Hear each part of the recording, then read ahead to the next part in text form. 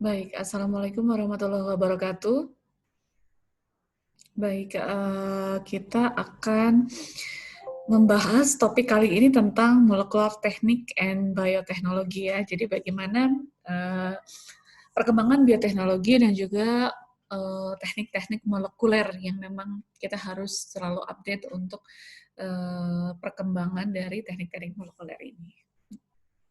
Nah, apa sih molekuler biologi gitu ya? Jadi, molekuler bioteknologi adalah penggunaan teknik-teknik laboratorium untuk mempelajari ataupun memodifikasi asam-asam amino ataupun protein untuk pada aplikasi atau penerapan beberapa area seperti kesehatan hewan dan manusia, pertanian dan juga lingkungan. Jadi, bagaimana teknik-teknik laboratori ini dapat berguna untuk kalau di materi kita lebih banyak ke arah kesehatan ya. Jadi, tapi sebenarnya molekular bioteknologi ini dapat diaplikasikan di banyak bidang. Jadi, dan seperti yang tadi pertanian, lingkungan gitu ya, untuk pemanfaatan pertanian, lingkungan, kemudian kesehatan. Nah, molekular bioteknologi ini merupakan gabungan ataupun kombinasi kolaborasi dari beberapa area penelitian seperti molekular biology, microbiology, biokimia, imunologi, genetik, dan juga cell biology.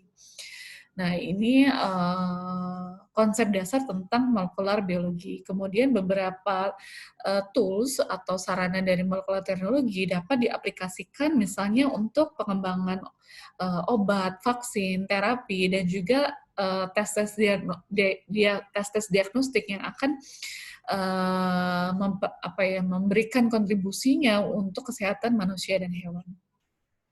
Nah, ini aplikasinya tadi yang sudah diterangkan di slide awal pada tanaman, pertanian, aquaculture, kimia, tekstil manufacturing, kemudian ada kehutanan dan juga food processing. Nah, jadi bioteknologi itu manipulasi dari biological organism biasanya menggunakan DNA. Jadi yang ingin kita bicarakan hari ini adalah beberapa teknik ya yang paling tidak itu merupakan dasar dari teknik-teknik biologi atau bioteknologi yang biasanya banyak digunakan. Ada sel kultur sel, monoklonal antibody, molecular biology. Nah, ini ada beberapa, sebenarnya banyak sekali, tetapi pada pertemuan kali ini saya ingin menyampaikan dasar-dasar dulu, dasar-dasarnya ya. Jadi yang akan bisa digunakan untuk berbagai macam lanjutan dari teknik bioteknologi. Nah, ini bioteknologi yang juga ini gabungan-gabungan tadi yang ada molekular biology, mikro, biokimia, imunologi, genetik, chemical engineering, cell biology, dan juga dapat berdampak pada banyak hal. Jadi, bioteknologi lead to production of many products and provide many service for human welfare. Jadi untuk kesejahteraan manusia. Jadi molekular genetik teknik atau teknik-teknik molekuler ini biasanya ada beberapa yang dasar. Jadi yang saya sampaikan di sini adalah dasar-dasar dulu. Ada isolasi. Jadi sebelum untuk digunakan untuk bermacam-macam kemanfaatan, itu ada beberapa teknik dasar yang dilakukan. Seperti isolating DNA atau dia mengisolasi DNA. Bagaimana memisahkan DNA dari larutannya, jadi memurnikan DNA, amplifying atau memperbanyak DNA. Ada yang in vitro dengan polymerase chain reaction, ini pasti sering sudah mendengar ya, nanti akan kita bahas tentang PCR ini. Kemudian di in vivo ada transformation and growth. Kemudian ada dengan memotong DNA, rantai DNA dengan restriction enzyme digestion, kemudian ada rekombinan DNA, kemudian ada visualizing DNA. Jadi bagaimana melihat untai DNA dengan cara separating DNA, dengan cara melihat pergerakan dengan ukuran tertentu, ukuran berat DNA tertentu dengan gel elektroforesis ataupun dengan pewarnaan atau staining DNA. Nah, kita mulai dari isolasi DNA. Jadi sebelum DNA dapat dimanipulasi atau dimanfaatkan dalam teknik-teknik bioteknologi, it needs to be isolated from the cell. Jadi ini harus diisolasi dulu dari selnya. Karena untuk mendapatkan Jadi pada informasi genetik itu kan ada sel ada pada nukleus, kemudian di nukleus itu ada materi genetik DNA. Nah, ataupun RNA ya. Jadi untuk memanipulasi atau membuat suatu teknik-teknik bioteknologi harus purifikasi, harus dipisahkan dulu, isolation ya, dipisahkan. Jadi DNA isolation is a process of purification of DNA. Jadi purifikasi DNA dari sampelnya bisa bermacam-macam ya. Ada kita misalnya dari darah ataupun misalnya yang dari kasus COVID ini dari swab gitu. Using combination yang menggunakan jadi prinsip dari isolasi dari DNA itu ada kombinasi dari metode fisik dan juga kimia. Jadi kemudian yang pertama kali isolasi DNA dilakukan oleh Friedrich Miescher pada 1869. Nah, kemudian teknik ini menjadi rutin prosedur atau prosedur yang rutin digunakan pada molekular biologi ataupun forensik analisis. Ya karena ketika kita mau menggunakan satu materi genetik harus dipisahkan dulu dari selnya, dari di mana dia larutannya, apakah itu dari darah atau dari larutan-larutan yang lain gitu untuk mengisolasi. Kemudian untuk metode kimianya ada berbagai macam kit. Kit itu produk ya memang produk laboratorium yang digunakan untuk melakukan ekstraksi dan selecting the correct one will save time on kit optimization and extraction procedures. Ini maksudnya dari berbagai macam perusahaan, misalnya in vitro gen, apalagi ya yang life science. Jadi ada beberapa produsen misalnya kita beli dari produsen. Nah, kita ingin memilih kit yang tepat gitu ya. Misalnya untuk ekstraksi DNA untuk DNA apa sih, untuk RNA apa sih, itu jangan sampai salah gitu. Kalau kita salah memilih produk ya gagal kita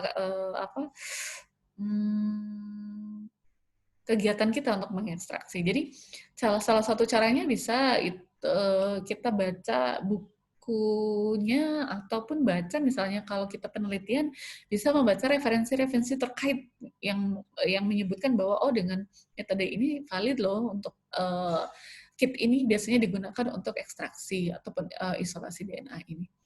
Nah, PCR sensitivity detection considered to show the variation between the commercial kit. Jadi, yaitu commercial kit-nya beda-beda, itu bisa kadang-kadang nggak muncul karena proses isolasinya nggak berhasil. Itu juga salah satunya dipengaruhi oleh kit-nya sendiri.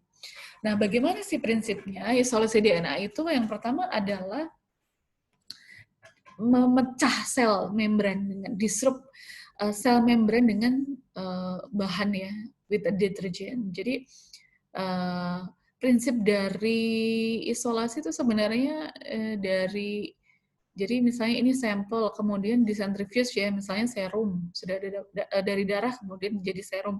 Nah kemudian dengan adanya kitnya misalnya seperti ini. Jadi sudah ada langkah-langkahnya, sudah ada SOP-nya, tinggal ini mau dia disentrifuge, ditambah apa, disentrifuge lagi gitu. Jadi prinsipnya yang pertama adalah memecahkan membran sel, kemudian itu menjadi keluar, kemudian ada presipitasi DNA dengan etanol, kemudian menyimpan DNA yang sudah terisolasi, kemudian menyimpannya, dan menyimpannya itu akan sudah menjadi sampel yang sudah termurnikan.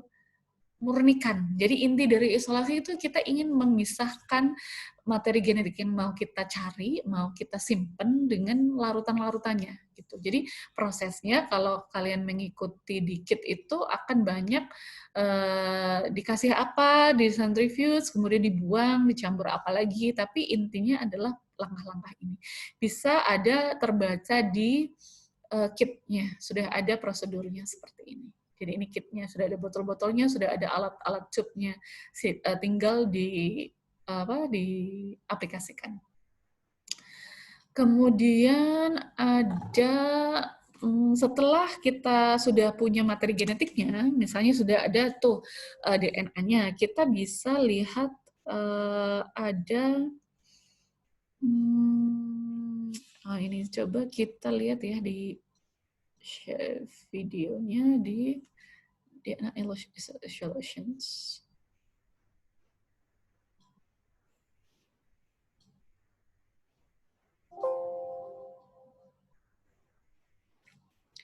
Nah, ini bagaimana DNA isolation, ada beberapa cell lysis tadi, breaking the membrane cells dengan lysis buffer. Nah, itu kan dia melisiskan,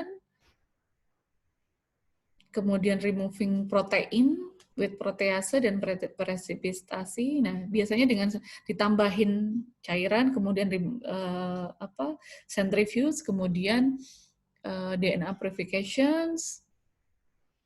Yang terakhir kemudian ada pellet. Pellet itu dry pellet. Yang pellet itu materi genetiknya. Jadi terakhir itu sudah ada DNA isolation yang kemudian dapat digunakan untuk misalnya DNA PCR ya. Jadi ini adalah singkat dari yang tadi ini isolasi DNA. Kemudian misalnya kita mau melakukan PCR. Jadi apa sih PCR itu? PCR polymerase chain reaction ya singkatannya. Tujuan dari PCR itu adalah untuk meningkatkan jumlah dari DNA. Jadi misalnya kita punya sampel kan, misalnya kita ngambil sampel dari pasien misalnya, itu kan sedikit gitu ya. Jadi ketika kita isolasi, itu kita juga paling dapatnya sedikit banget, 5 mikron gitu atau apa. Nah, bagaimana dari sampel yang sedikit, misalnya kita mau deteksi ataupun menggunakan untuk hal-hal tertentu lainnya, bagaimana dari yang kita dapatkan itu kita dapat memperbanyak itu. Jadi kayak penggandaan. Jadi PCR ini adalah penggandaan materi genetik. Penggandaan materi genetik dengan cara polymerase chain reaction. Jadi polymerase itu adalah dari enzimnya yang nanti untuk membantu proses PCR, kemudian chain reaction itu reaksi berantai. Kalau akan kita lihat itu reaksinya akan berantai terus.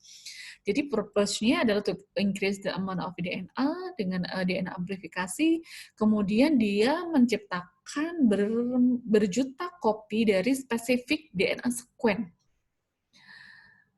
Nah, jadi dia memperbanyak, jadi penggandaan DNA dalam proses PCR. Nah, ini banyak sekali, ini merupakan teknologi yang memang sudah umum untuk dilakukan.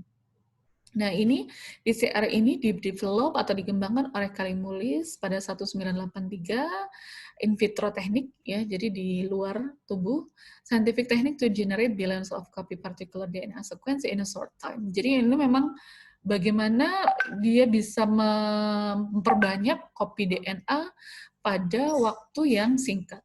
Kemudian kita lihat bahwa pada komponen reaksi PCR ada beberapa komponen, yakni ada template. Template ini adalah sampelnya, sampel yang tadi adalah isolasi sudah yang kita isolasikan. Kemudian jadi DNA yang sudah isolasi itu template-nya atau cetakannya. Kita mau memperbanyak sesuatu harus ada cetakannya. Jadi jangan sampai lupa kalau kita sudah mencampur PCR-nya tapi template-nya nggak ada, ya nggak akan ada apa-apa gitu ya. Jadi jangan lupa. Ada template, ada primer. Primer itu adalah primer itu adalah urutan DNA yang mau kita perbanyak gitu. Jadi ada 2 primer, kemudian ada dari nukleotidnya 4 DNTPs. Jadi yang ATGC-nya itu ada 4. Kemudian ada buffer system containing magnesium. Ini fungsinya untuk bisa mengkatalisasi reaksi. Kemudian enzim ini yang sangat berguna untuk proses PCR itu berjalan dengan baik. Jadi DNA polymerase. Jadi ini adalah komponen-komponen PCR yang akan dicampur, yang kemudian kita masukkan ke dalam alat. Nah, kemudian dia akan berjalan secara melakukan rantai reaksi yang kemudian akan menghasilkan jutaan kopi. Nah, Ini DNA template ini yang sudah kita isolasi, misalnya dari pasien suspek gitu kan, kita ambil swabnya, kemudian kita isolasi. Nah, kita mau lihat tuh apakah ada di dalamnya ada virus COVID-19 apa enggak. Nah, itu template-nya. Atau dari, saya biasanya di virus dengue itu beberapa kali saya penelitian itu ya, dari darah diambil serumnya, kemudian kita isolasi, kemudian untuk mendeteksi virus misalnya, kita akan menggunakan hasil isolasi dari DNA itu. Kemudian ini adalah primernya. Primernya adalah ini kita pesan biasanya, dan untuk melihat primer itu bisa dilihat dari referensi-referensi penelitian. Biasanya sekitar 18 sampai 28 panjangnya. Jadi ini kan adalah teorinya ya, adalah misalnya komposisi 50-60% GC dan lain-lain. Tapi ini kalau mau bikin sendiri bisa, ada software-nya. Tetapi kalau mau gampang tinggal baca referensi, misalnya kita mau melakukan PCR untuk virus apa, ataupun materi genetik apa yang mau kita perbanyak, itu tinggal sudah ada referensinya. Penelitian-penelitian terdahulu yang sudah menggunakan primer ini, tinggal pesan aja urutannya. Gitu. Kemudian ini adalah enzimnya. Enzim dalam PCR ini adalah DNA polymerase yang memang tahan pada temperatur. Jadi ini adalah yang berguna untuk melakukan reaksi polymerase chain reaction ini. Nah, ini standar PCR reaction. Jadi ada komposisinya, berapa banyak yang ditambahkan, misalnya ini ada PCR buffer berapa, MgCl-nya berapa, primer forward berapa, primer reverse berapa, DNTP-nya, kemudian sampelnya berapa, enzimnya, kemudian ada water-nya berapa. Misalnya total 25 mikroliter, ataupun misalnya kita pakai separuh reaksi, misalnya 25 mikroliter.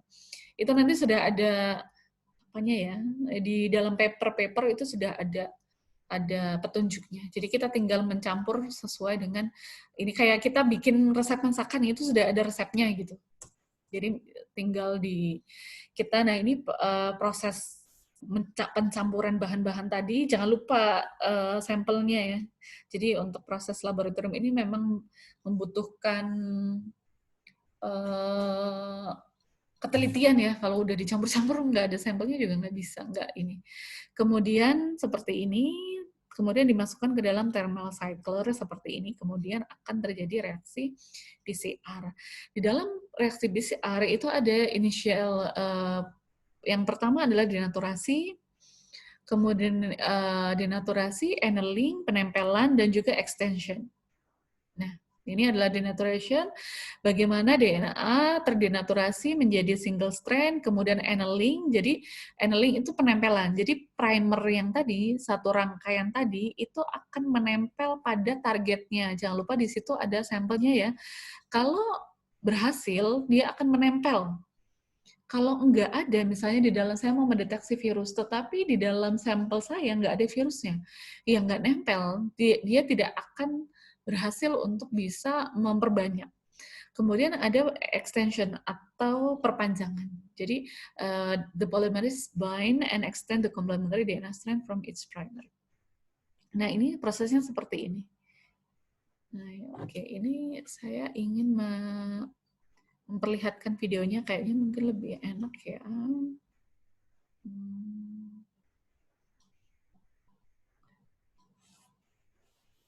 Nah, ini bagaimana ini nah ini polymerase chain reaction. Teknik untuk amplify. Jadi dari satu single DNA fragment, kemudian di dalam satu alat seperti ini, yang kemudian, nah ini tadi tube-nya dimasukkan ke dalam alat itu, kemudian di dalam alat itu akan berlangsung reaksinya. Jadi ini adalah tadi yang sudah saya jelaskan adalah komponen-komponennya. Ada template DNA, jadi sampel yang sudah kita isolasi, yang mau kita perbanyak.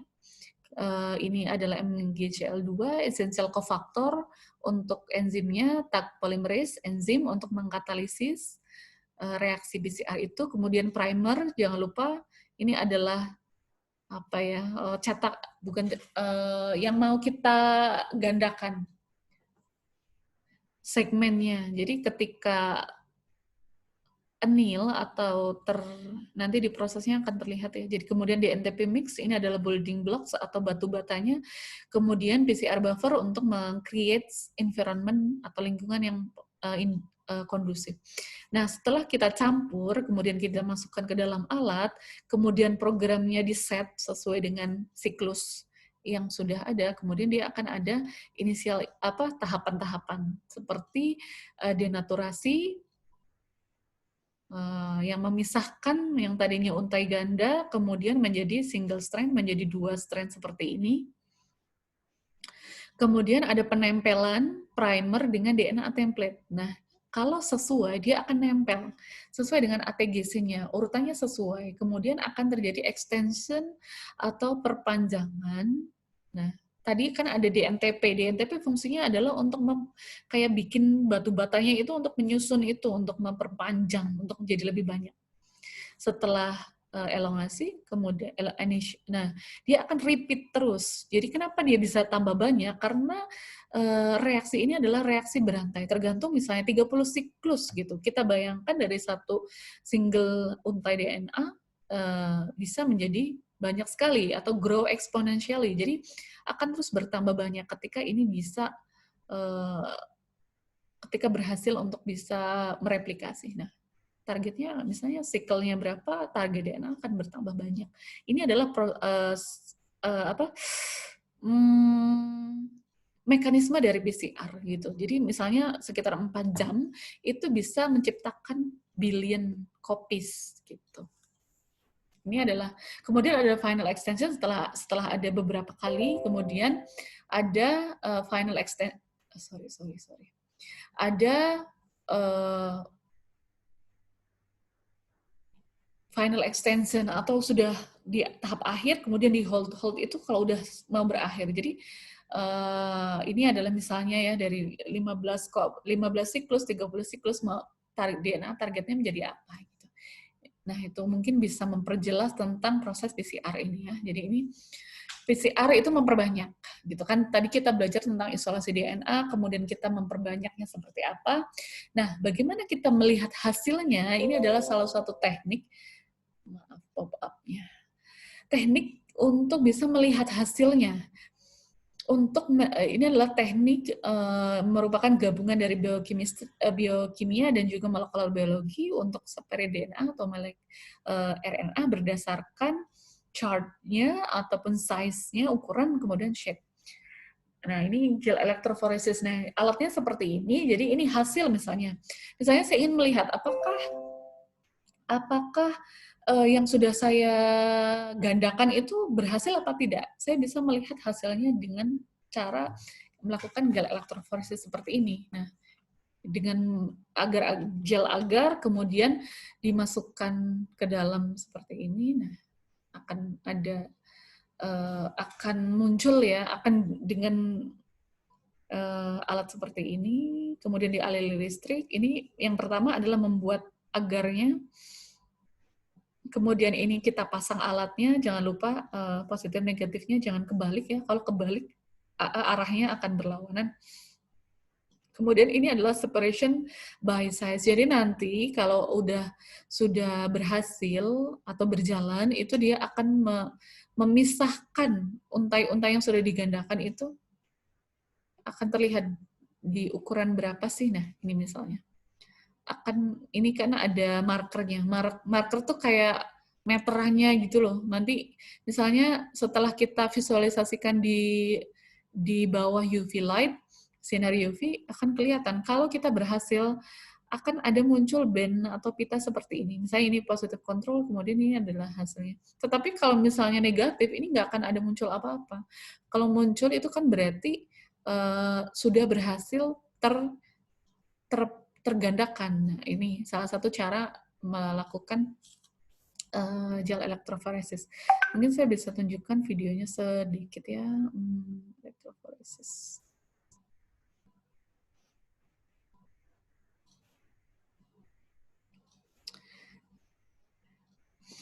Nah, ini seperti ini gel elektroforesis ini juga banyak digunakan ya. Walaupun ada juga misalnya PCR yang sekarang udah langsung real time, langsung misalnya kita PCR langsung, kemudian di dalam komputer sudah ada hasilnya juga ada. Tapi ini yang lebih apa ya, konvensional seperti ini. Jadi ini pertama dengan membuat agarose gel dengan tepung agarose, kemudian dengan TBE dipanasin di dalam microwave sampai dia mendidih, mencair, kemudian dimasukkan ke dalam cetakan untuk didinginkan. Kemudian tambahkan pewarna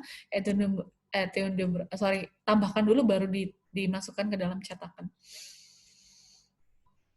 Nah, ini pour the gel into the tank. Jadi ada cetakannya di dalam gel elektroforesis itu ada cetakannya, kemudian ada sisirnya, place the comb, taruh sisirnya di situ. Jadi nanti akan jadi kayak cetakan gitu. Jadi set for 30 minutes, 30 menit gitu. Kemudian setelah jadi gel sudah jadi, kemudian pasang ke dalam alat elektroforesis. Nah, di dalam gel itu akan sebenarnya di dalamnya itu ada seperti ini. Nah, dia ada molekul A negatively charged dan kemudian dia akan berpindah. Jadi akan berpindah. Jadi ketika dialiri listrik dia akan bermigrasi sesuai dengan panjang fragmennya yang separated by length. Jadi akan terpisahkan berdasarkan ukurannya. Nah, seperti ini. Nah, yang mau disiapkan apa saja sih? Jadi cat DNA-nya, kemudian ada loading dye, ada di dalam SOP-nya ada ya. Jadi pewarnanya, kemudian dimasukkan ke sini. Nah, nanti kalau di praktikum akan lebih jelas ya, dimasukkan ke dalam sisir-sisir tadi itu, kemudian jangan lupa ada DNA markernya dari negatif kemudian positif. Nah, seperti itu cara kerja dari DNA elektroforesis. Kemudian gel elektroforesis siap untuk dianalisis. Nah, kalau kita lihat di UV light akan muncul seperti ini. Kemudian kita sesuaikan dengan sebenarnya sesuai atau enggak gitu yang sudah kita replikasi digandakan. Nah, biasanya bisa dilihat dengan gel elektroforesis seperti ini. Prinsipnya seperti itu ya. Jadi gel elektroforesis berjalan seperti itu. Nah, ini ya visualisasi dengan kemudian ada juga sel kultur sel. Jadi bagaimana proses ketika sel itu tumbuh pada kondisi-kondisi tertentu yang biasanya generally outside the natural environment. Ya, jadi di laboratorium kita juga bisa menumbuhkan sel. Dan sel kultur kondisi dapat bervariasi dalam setiap selnya, tetapi dibutuhkan medium. Biasanya kita ada mediumnya, yang di situ ada supplies the essential nutrition. Jadi tergantung kita mau menumbuhkan sel apa nih. Jadi akan ada nutrisi-nutrisi yang bermacam-macam. Ada amino acid, karbohidrat, vitamin, mineral. Jadi beberapa isinya apa saja. Nah, itu biasanya mau kita menumbuhkan sel apa tergantung medianya tuh yang dibutuhkan apa gitu. Ini kultur sel. Ada ya, jadi sedikit tentang kultur sel.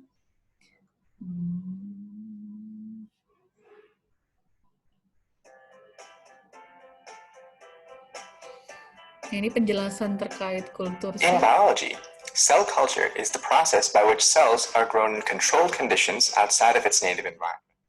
This technique has enabled scientists to use cells, the fundamental unit of life, as an imperative model system for understanding physiological processes in the human body.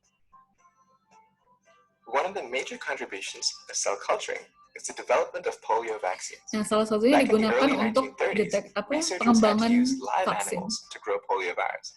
But with cell culture, researchers were able to have greater control of virus production, which eventually led to the Jadi dengan menumbuhkan sel kita bisa melakukan banyak hal gitu. Salah satunya dengan perkembangan vaksin, salah satunya diawali dengan kultur sel. Prokaryotic E. coli cells, because E. coli cells lack post-translational modifications.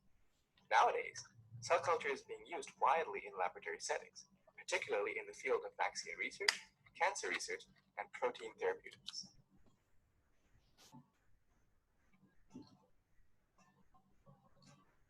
Cells that are used in laboratories can be generalized into two categories, primary cells and established cell lines. Primary cells are cells that are directly prepared from an organism's tissues. If grown under the right conditions, primary cells will grow and proliferate but they're only able to do so a finite number of times.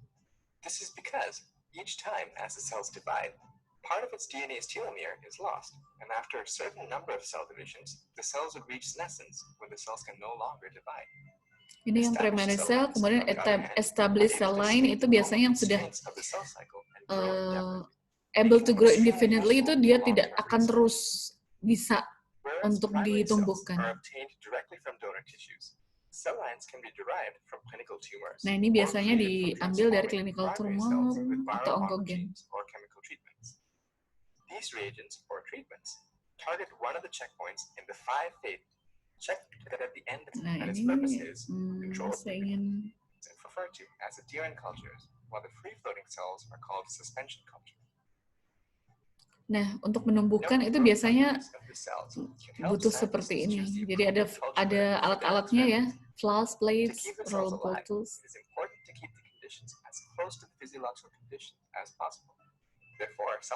Nah, ini yang tadi, bahwa ada kultur media tergantung dari mau yang kita tumbuhkan, ada berbagai macam bahan-bahan yang ada di sini untuk bisa menghidupi sel itu. Karena kita kayak mau menumbuhkan di luar tubuh gitu, di luar.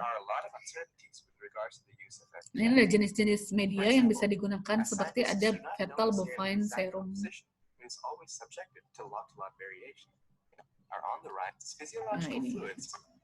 Nah, ini bahan-bahannya. Nah, ini alatnya laminar hood flow. Jadi untuk melakukan cell culture di laminar yang meminimalkan terjadinya kontaminasi. Jadi kalau tidak steril akan muncul cross contamination atau kontaminasi. Authenticating cell lines using short tandem repeat profiling, or STR, is recommended for cultures from time to time. ABN provides a wide range of cell culture. Oke, jadi itu ya sedikit tentang kultur sel. Jadi menumbuhkan sel di luar dengan menggunakan media-media. Jadi ada proses cell culture cell, kemudian dari hasilnya kita punya sel yang akan hidup terus-menerus. Ya tergantung kita mau memanfaatkannya untuk apa. Nah, itu bisa dilakukan dengan cell culture. Jadi mungkin itu ya. Jadi ada beberapa yang mungkin tadi lebih detail lebih ke arah isolasi DNA, kita bisa mempurifikasi atau memurnikan sampel DNA materi genetiknya, kemudian bagaimana melakukan PCR atau penggandaan materi genetik dari yang sedikit menjadi banyak, kemudian bagaimana memvisualisasi atau melihat gambaran dari hasil DNA yang sudah kita gandakan. Kemudian ada sedikit tentang kultur sel. Mungkin itu ya sedikit beberapa teknik laboratorium yang bioteknologi molekular teknik yang dasar yang semoga akan bisa menambah pengetahuan dan informasi yang dibutuhkan. Terima kasih, saya cukupkan sekian. Assalamualaikum warahmatullahi wabarakatuh.